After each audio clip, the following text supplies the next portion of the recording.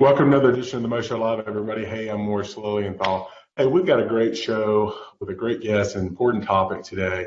Our guest today is Chanda Crutcher. Chanda's a good friend of mine. And Chanda, I want you to know you got the honor of being the first repeat guest on the Mo Show. So that's how much I love you.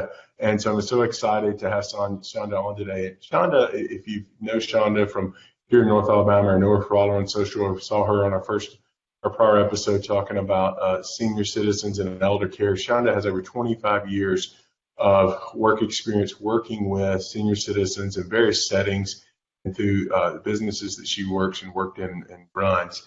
But today we're going to be talking about a new venture nonprofit that she has started called the Legacy Center, based here in the Huntsville, Alabama area. And the Legacy Center is a nonprofit that is dedicated to providing and promoting wellness and quality of life for senior citizens and their families. And so that's what we're going to be talking about today. Chanda, before we get started on talking about the Legacy Center, how are you doing? How are things going? I know you got a lot of irons in the fire. Yes, doing real good. Just so happy to be here. And, I just applaud you for what you're doing. I've been staying tuned and learning a lot of information from your guests. And so, I am becoming a Mo Show fan favorite. So you keep it coming. I'm really enjoying it. Well, it's my privilege. It's been such a great way for me to network and meet a lot of people who are doing such great things like you and the Legacy Center are doing in our community.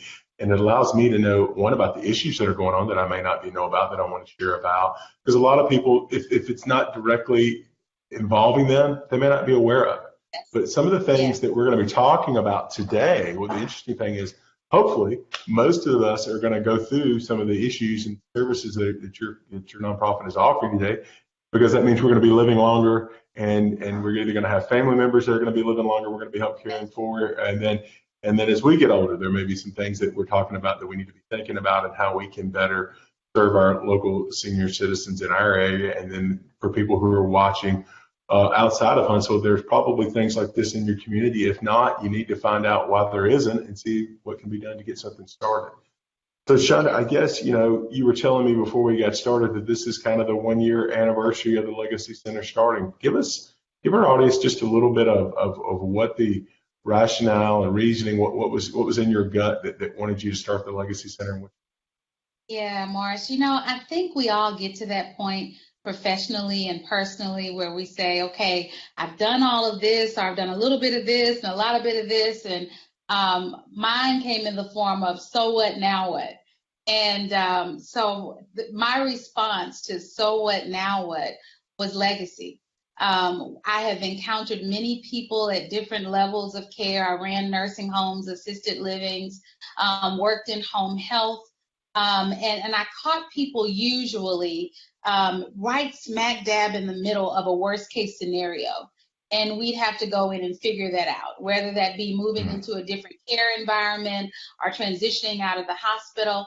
But when I think about legacy and listening to a lot of the seniors and the families that we've engaged over the last 25 years, what I kept hearing is, and Ms. Thelma Fuqua, a 94-year-old right here in Huntsville, helped to package this. But what she said was, Ms. Chanda, I want to live as long as I'm living. And so legacy, the whole purpose of the Legacy Center and Legacy, the nonprofit, is to make sure that people have access to the information and resources necessary for them to make the decisions that are going to help them live life on purpose, with purpose. And Morris, that's mind, body, and spirit. I find that so many times we address the physical ailments. When we think about aging, we immediately go to disease and diagnoses and care status. But it's so much bigger than that when you talk about people living life and finishing life well. It has to be a mind, body, and spirit approach. And so that is what legacy is. That is what prompted us. The Legacy Center is a bricks and mortar building. It's 20,000 square feet, intergenerational. It's a dynamic concept in the middle of what I know is going to be an amazing community of care. But it's bigger than even the bricks and mortar. It's a concept that says a lot of the difficult answers that we're looking for can be found in community. So we just plop the senior in the middle of the table, and we very deliberately are building community around them, and seeing what happens with that. We're a year Yeah. in. Well, it's amazing to think, what you've done and your team and board of directors and all the supporters that you've got in and around North Alabama that you're working with have done in just a short time of 1 year. And I know you're blown away and excited about what's happened and probably even more excited about what's on the horizon. Oh, Um, yeah.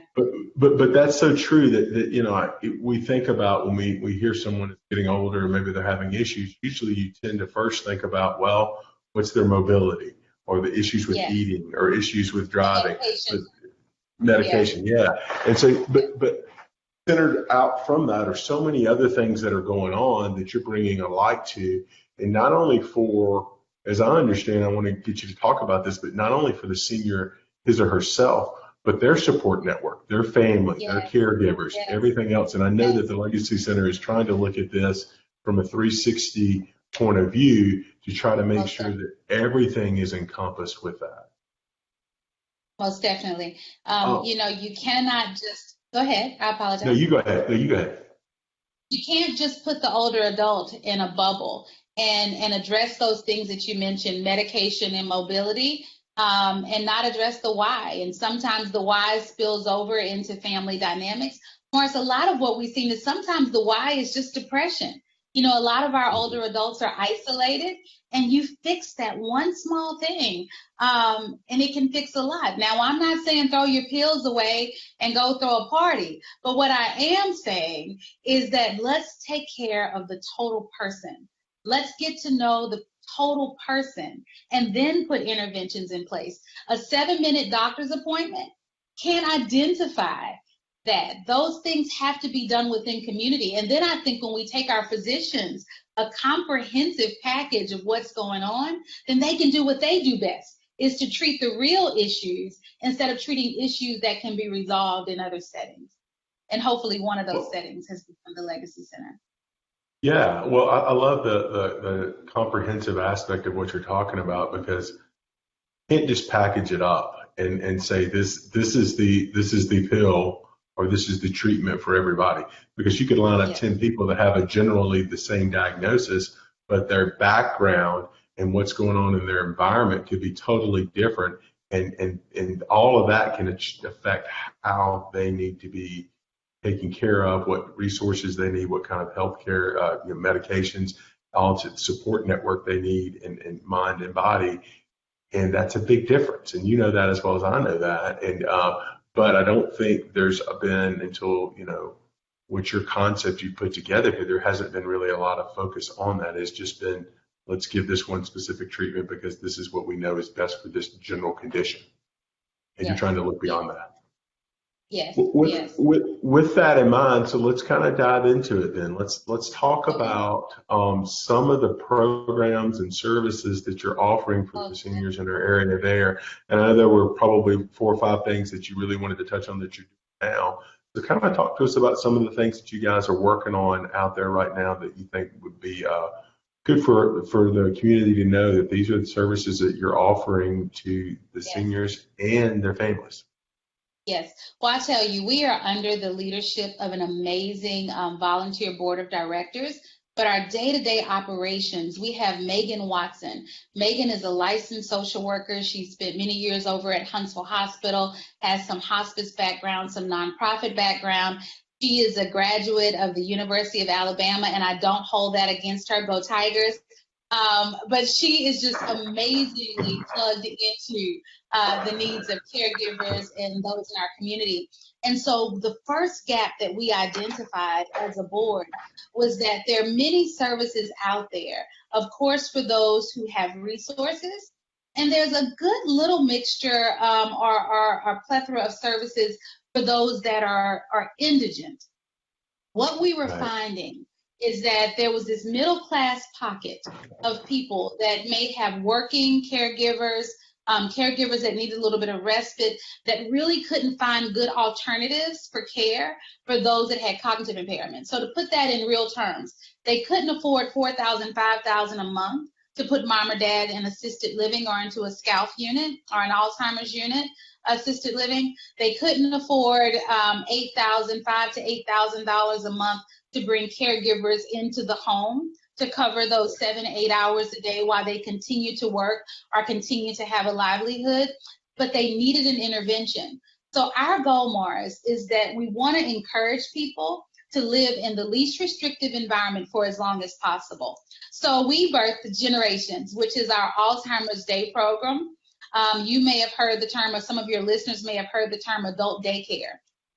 But Morris, you're not dreaming of the day that you can go back to daycare. I'm not ever wanting to go back to daycare, and we believe that no adult wants to do daycare. So we don't have a daycare program. I wish that we could do away with that term in the United States. But we do have a day program that supports active lifestyle. So we call our program a day lifestyles program. It's very arts-based. Our participants they take vocal classes, art classes, they do ballet and balance. We have trained dance instructors that come in, culinary classes, and the classes are geared specifically. We have classes in groups. So the classes are for those Alzheimer's dementia clients, cognitively impaired individuals that are a little higher functioning. And the groups are meant to meet people where they are. But from 7:30 in the morning until 5:30 in the evening, caregivers can drop their loved ones off and they can have a very active, individualized program to help support them and meet them where they are. And what we're seeing with that, Morris, has been just through the roof amazing. We've added an intergenerational component because that too is very critical, and the outcomes have been tangible. Yeah, I think that's so great because I think that's meeting the needs of two people there. You've got certainly the senior that can benefit from the programs and the relationships and the interaction with other seniors and with the caregivers and the people that are working with it at the Legacy Center. But it's also providing a resource and an opportunity for the caregiver or the family member to have a break so they can go work on what they need to work on, like you said, because they're kind of stuck between the system in the middle there where they can't afford certain types of care because it's just too costly, but they make probably too much to having Medicaid or something like that come in. So that's a really great benefit there. I'd love for you to touch on you've shared with me some really cool stories about how the intergenerational interaction between young students that are coming to the Legacy Center and some of the clients there that are coming in and the residents that are coming in that are taking part in the day program there. Talk to us a little bit about what you're seeing, which at least you were kind of even telling me that you had some expectations and this has far exceeded those. Talk to us a little bit about that. Yes. I tell you, Morris, I can hardly reflect on it without getting choked up. But we had this concept. A lot of times intellectuals and innovators will sit around the table and we'll have these concepts that come to mind and we think we figure this thing out conceptually. And I think that's what we did with this whole intergenerational thing. We knew conceptually that putting kids and older people together could do some amazing things, but it's one thing to have a concept and something else to be able to tangibly, visibly see the impact. And so we have a few foster kids that are a part of our after-school program. Our after-school program is from 3 in the evenings until 6 in the evenings, and we really service a community that needs us. And so we have students that come from right there in the area, K through 5, but we also have students that come as far as Madison. And like I was saying, a few of those students are in foster care. And so they don't have that traditional family structure necessarily to go home to. And one of the little boys came in here recently and he said, Miss Chanda, he said, I kind of feel like you're what an auntie would be. And it's like, oh Mars, you get me, Misty. It's kind of like what I would think grandparents would be like. And I just stepped back from that for a minute and I watched organically happen what sometimes we try to map out on paper, and we use these anecdotal statistics to show what could happen if. But to really be a part of seeing it happen in the here and now, oh, Morris, is priceless. And so I am loving this phase of my life, because, I think we all have a calling. And we are being equipped for something. And I think in your case, you could easily just sit at your desk and practice law. But you have decided that God has given you a footprint, and I'm not going to put words in your mouth. You can say anything about God giving you a footprint. But I believe that you're created to do exactly what you're doing, and that's bring community into this forum so the rest of the community can know what's happening. And it was in that moment that I saw those children interacting with the older adults that I knew that we had done something and stumbled upon something really, really special. I can't imagine the emotion that you felt there and doing it. I can see it and feel it when you were telling me about it earlier. But it's not only the children of what you're telling me are getting the benefit. You shared with me that some of the seniors that you're working with, that it just strikes a chord somewhere deep in them that a light comes on in them that people haven't seen before when they start interacting with the children, helping them with either puzzles or just talking to them, telling them stories and things. And that's amazing. We have a little lady that scored a 5 out of 30 on her cognitive assessment. So she's pretty cognitively impaired and can't tell us from 1 minute to the next what the last 10 or 15 minutes look like. But we had a student that had never put a puzzle together, very intimidated by the process of putting this puzzle together. And I watched her teach him how to put this puzzle together. And it was just special, Morris. I mean, her value, you let a person feel valued and oh my, the sky is the limit. And so in that moment, magical memories were being made. And even if she doesn't recall tomorrow or even in the next 30 minutes after they did it, that is an impression that now has been made on that child that we believe will better equip that child to care even in the future. And I think our world can use a little bit of that. I think our world can use a whole lot of that. Yeah. Children need positive experiences and do. A lot of times you can tell them things and do, but as well as I do as a parent, that when they actually experience it, that it changes their whole outlook on it and doing it. So I think that having that positive impact on children, and especially children that may be disadvantaged in some way, that really need a positive light. So I think that's awesome. Well, we could sit here and talk for the next 20 minutes on that, but I do want to jump on to a couple of the other programs that I know you want to talk to us a little bit about the Rhythm and Steam program that you were telling me about. Yeah, so Rhythm and Steam is our after-school program. We've partnered with Maitland Conservatory. Mario Maitland is the director there. He's offering voice and piano and drum lessons right now to our children.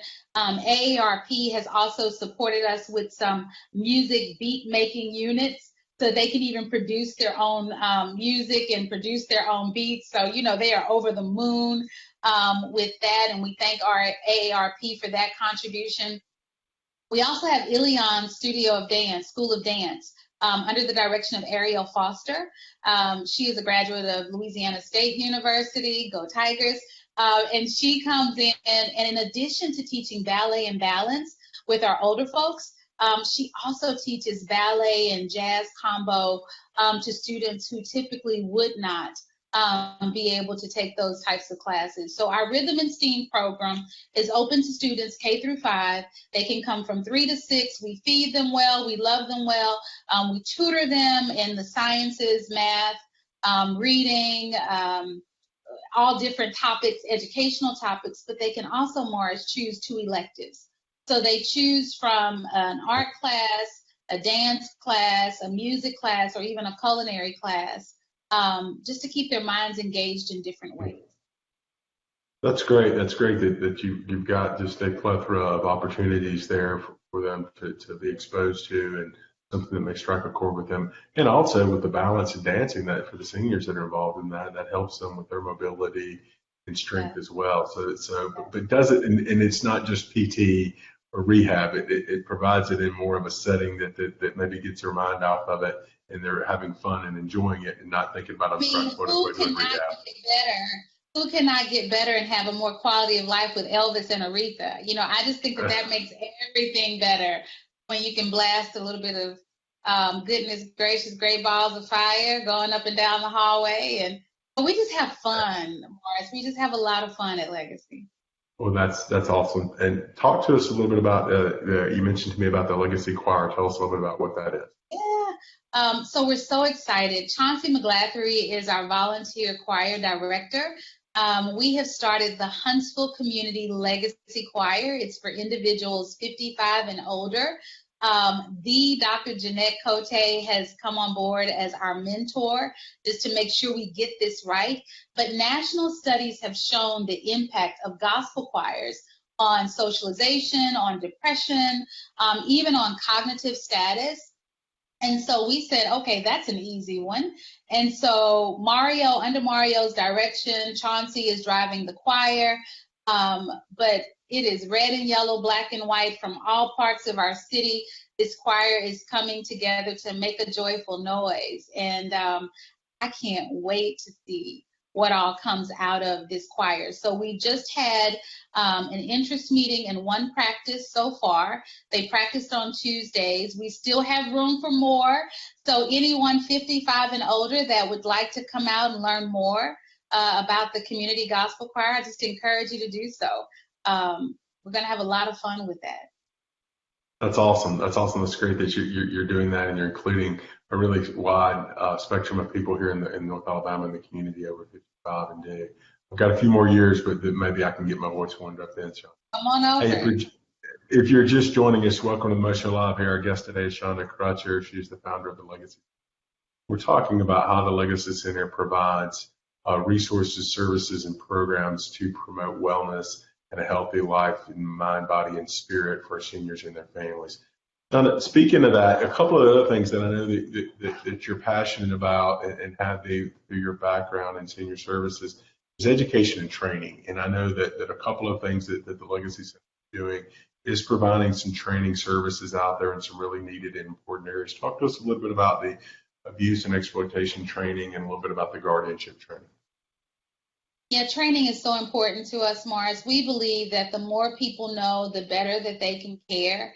I think a lot of assumptions are made around aging because if they know a neighbor that went through something or a friend of a friend, they put that one isolated incident into a cookie cutter and try to apply it across the board. And you know that can create just a hodgepodge of catastrophe. So we just really believe in good education and health literacy specific to aging issues.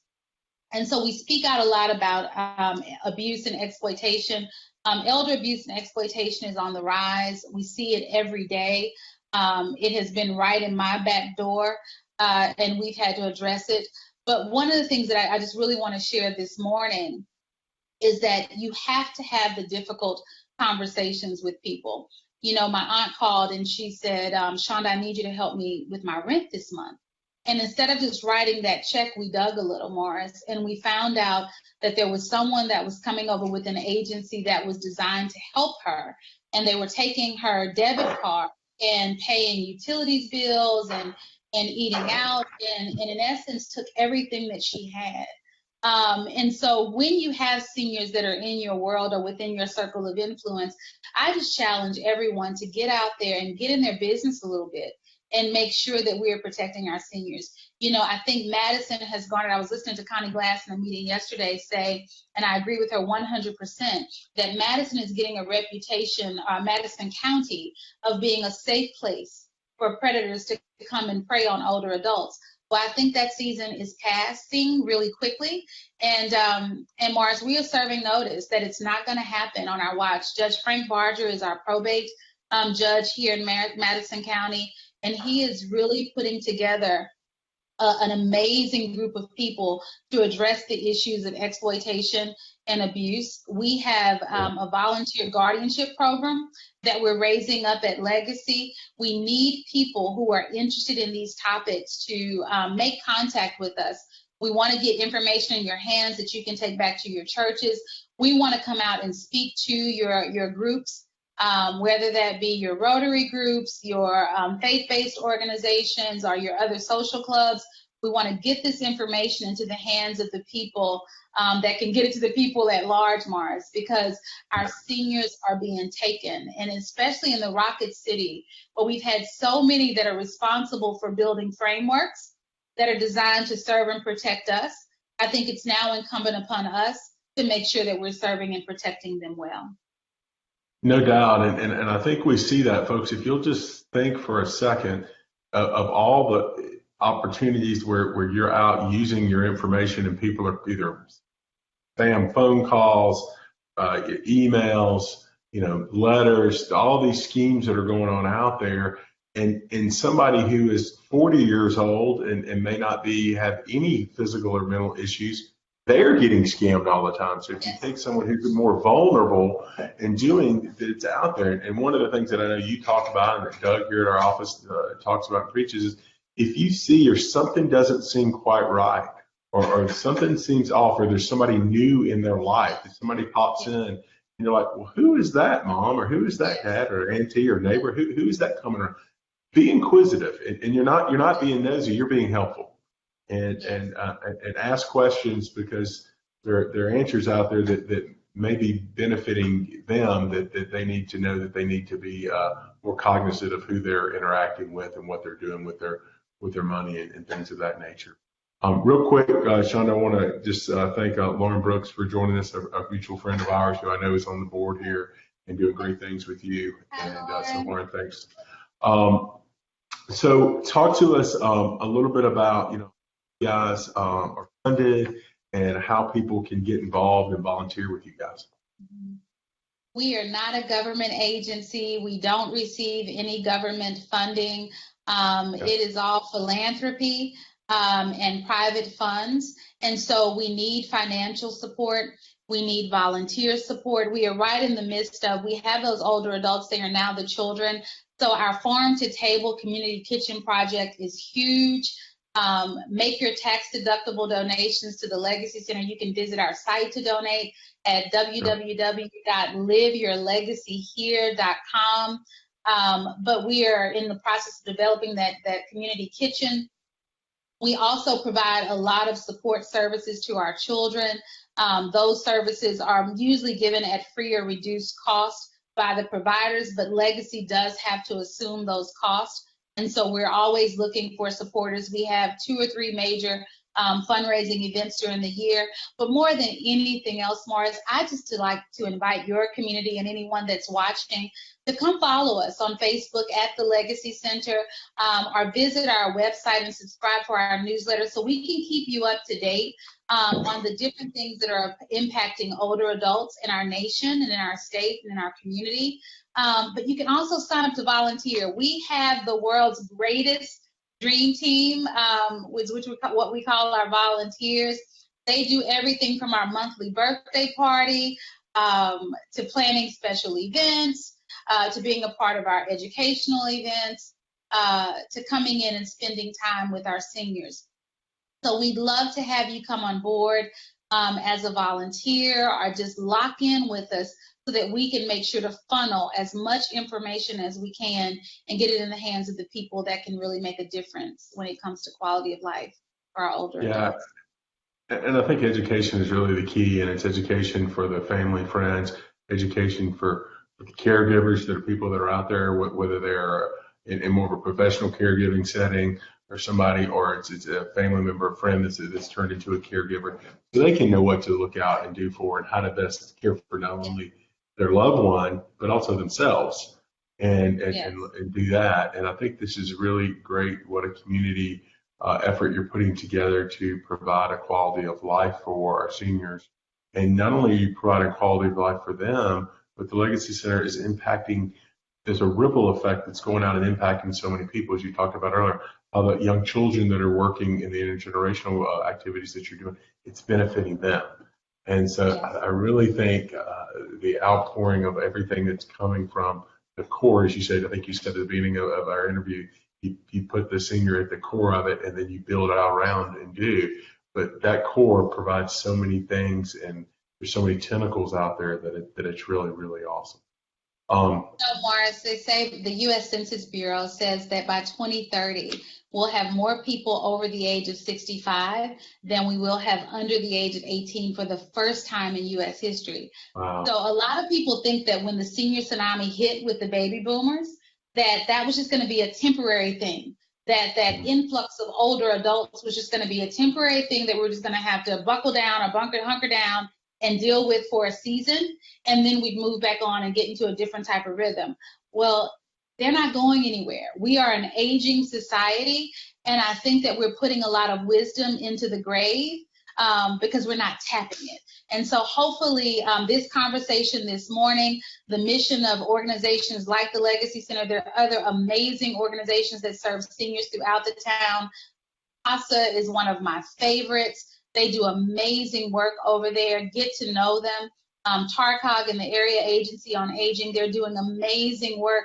Get to know them, but know that the senior issues are not going anywhere. And the more that we embrace them and the more that we embrace the knowledge that our seniors have and help them live their fullest lives, the better we'll all be as a community. No doubt about it. Folks, if you're watching the show and you're not here in North Alabama, get involved in the types of organizations like Chanda's talking about in your community. These are issues that are going to most likely affect you personally in some form or fashion. And they're without question impacting your community. And you need to be involved and you need to be part of the solution and not just covering your eyes to it and thinking it's going to go away. Chanda, thank you for everything that you're doing. We're going to put at the end of the show, folks, we'll tag the Legacy Center on Facebook so you can follow them on social. And we'll also put a link to the website there so they can come and do that. And then again, I think you said you guys have a newsletter, so sign up for the newsletter so you can stay on top of what's. Chanda, thank you so much for your time today. Thank you for all you're doing. I really appreciate you so much. You have a good day. Thank you. Okay.